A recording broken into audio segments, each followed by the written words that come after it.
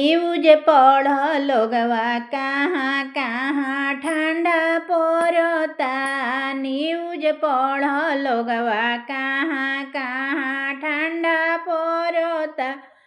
कहवा में बर्फ गिरे कहवा में हवा चले। कहवा में बर्फ गिरे कहवा में हवा चल। कहवा के रोडवा पर जाम लागल बा। कोहराम गिरल बा कोहराम गिरल बा। न्यूज पढ़ लोगवा कहाँ कहाँ ठंडा पड़ता।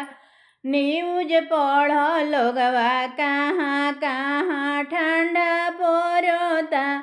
जम्मू में ठंडा पड़े हिमाचल में हवा चले। जम्मू में बर्फ गिरे हिमाचल में हवा चल। बिहार के रोडवा पर जाम लागल बा। कोहराम गिरल बा कोहराम गिरल बा।